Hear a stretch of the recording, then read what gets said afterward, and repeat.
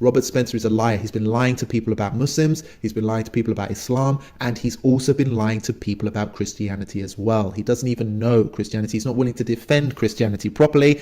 That is why the Muslims won. And his pathetic loser behavior after the podcast, that's what's going to push Patrick Bet-David and other people towards Islam.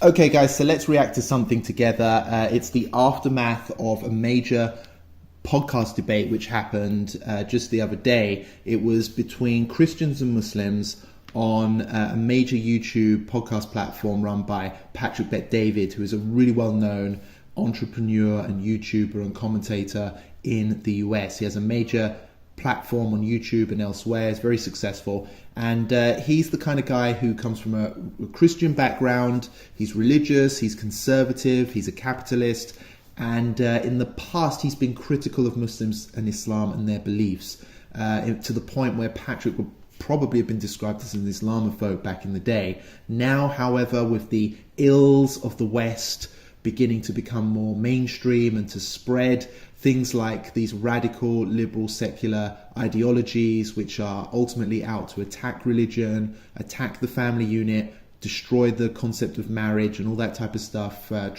cultural tradition which human beings have enjoyed and celebrated for hundreds of years. It's under threat now in the Western world. There's no doubt about that. And I think Patrick Bet-David has started to see that. He's seeing that Muslims are leading the fight back against that, even in the Western world, which is not Muslim majority country by any means. And he's starting to see Muslims with a more positive light as potential allies for other faiths, for other religious people, to hit back against this trend of anti-religion, anti-family ideologies, which are becoming very powerful, very prominent in the West. So on this podcast, Muslims were invited to debate Christians, and Patrick said that it was basically an attempt by him to find common ground between the two sides and to try and get, people on both sides to slug it out, to put all of their issues on the table, discuss them, debate them, and let the audience see where they fell, who they think was right and wrong, and any common ground that could be found would be a bonus. On the Christian side, he brought two guys. There was some guy from the Arab world who I didn't even know who he was before the debate. I think his name was Rashid. And he's basically a bit of a weirdo, to be honest with you. I think he was the biggest loser of that debate. Emotional, hypocritical. He seemed to contradict himself at several points as well. And basically my understanding is that he came from a trampy family.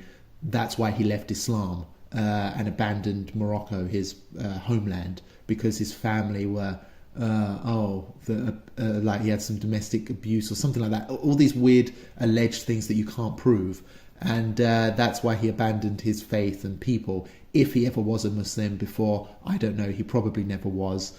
He's probably just a liar. He was caught out in the debate as well, actually contradicting himself multiple times. So who knows where this guy really comes from, what he's all about. But anyway, he came across as the weakest actor in the entire debate. But then on the Christian side, there was a guy called Robert Spencer, who's quite known as a cog in the Islamophobia industry, which unfortunately is quite prominent here in the Western world. Robert Spencer is the kind of guy who claims to be an expert on Islam, claims to be an expert on Christianity, claims to be an expert on extremism and terrorism and that type of stuff. But all he's about is he's a pseudo-intellectual who writes books which all they do is just attack Islam. He spreads lies about Islam. He mistranslates and misinterprets the Quran on purpose in order to make it seem like Islam is a violent religion which is out to kill everyone. And basically, he's a liar. He's an absolute liar and a fraud and a charlatan. But because he wears glasses and a nice tie, some people are fooled into thinking that he knows what he's talking about. He was there, a notorious Islamophobe, and there was two Muslims on there as well that were arguing from the Muslim perspective. Patrick Bet-David was in the middle mediating. Now the debate has finished. Everyone who walked away from it thinks that the Muslim side won. I am one of those people as well. I think the Muslim team did fantastically well. And basically, it was a win. It was a win for Islam. It was a win for the Muslims on that day. However, what I want to react to today in this video is what happened after the debate, particularly on X, between Robert Spencer, the Islamophobe on the Christian side, and the host, Patrick Bet-David.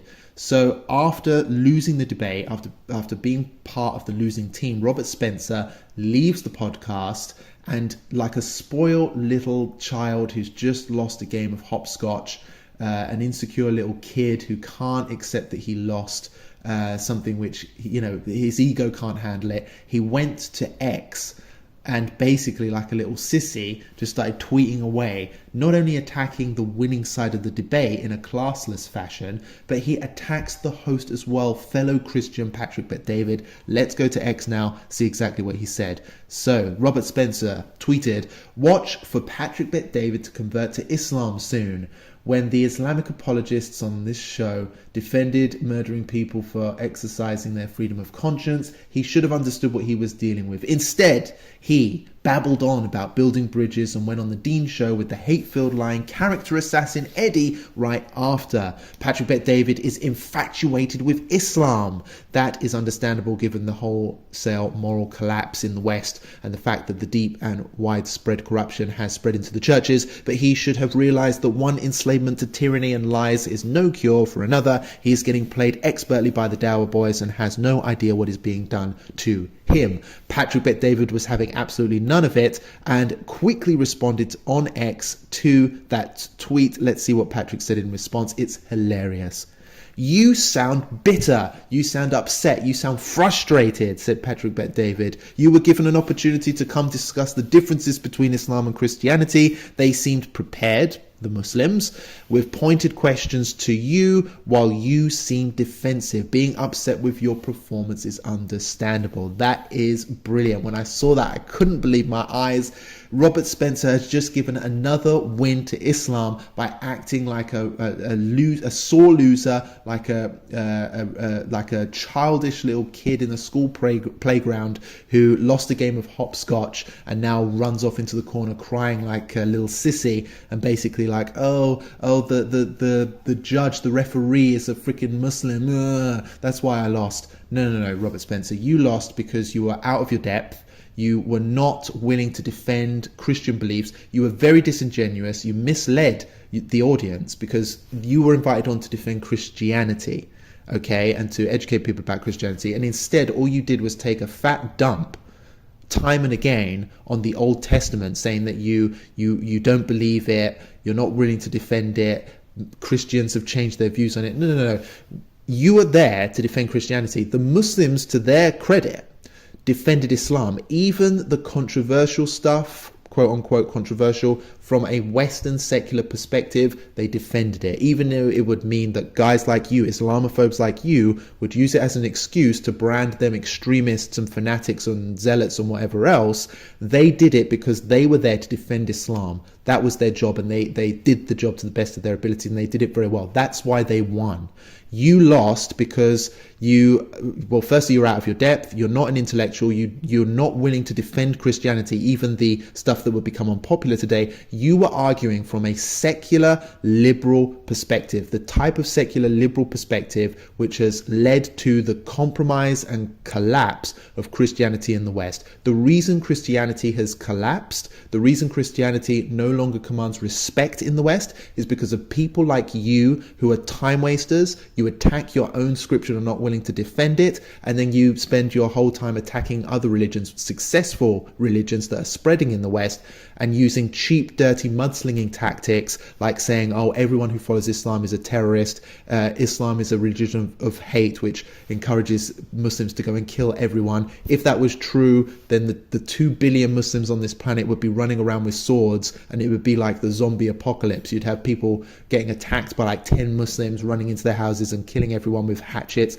That's not the case. Robert Spencer is a liar. He's been lying to people about Muslims, he's been lying to people about Islam, and he's also been lying to people about Christianity as well. He doesn't even know Christianity. He's not willing to defend Christianity properly. That is why the Muslims won, and his pathetic loser behavior after the podcast, that's what's going to push Patrick Bet-David and other people towards Islam, because they're going to see what their Christian intellectuals, quote unquote, they're the experts in their faith who, you know, he's like, he might describe himself as like an expert in Islam as well. These guys are frauds. They don't know what they're talking about, and they're not willing to stand up and fight back against the real enemy. That's what Patrick Bet-David's whole podcast was about, identifying who the real enemy is. And it's not rival Abrahamic faiths that should be fighting amongst themselves. Patrick sees that they should be teaming up to combat against the real ills in society, which are right now going after people's kids. People's kids are at threat of being indoctrinated by these types of vile ideologies, which want them to not get married, which want them to not be religious, to hate religion, to hate the creator of the universe, to hate people of the opposite gender, to confuse kids from a young age so they don't even know what the heck their future is, what gender they are, who they are. This is an attack on the next generation, and religions have to step up. Patrick has said it several times. If Christianity is not going to step up, Islam's going to come in, fill the void, and then who knows, maybe the future is going to be Muslim majority. And I hope and pray that it is, but there's a reason it's going to be like that. And Patrick Bet-David, I think, is starting to realize that, and I think he sees the pathetic loser-like behavior by people like Robert Spencer, and he realizes that Christianity is doomed. It's a failed force, it's a loser's team, and that's why on the day when Muslims and Christians came together in an open-end debate on a free speech platform like Patrick Bet-David's podcast, the Christians lost. They lost badly, and they humiliated themselves, and then even afterwards they acted like pathetic little weasels and embarrassed themselves further, providing an additional PR win to the Muslim side.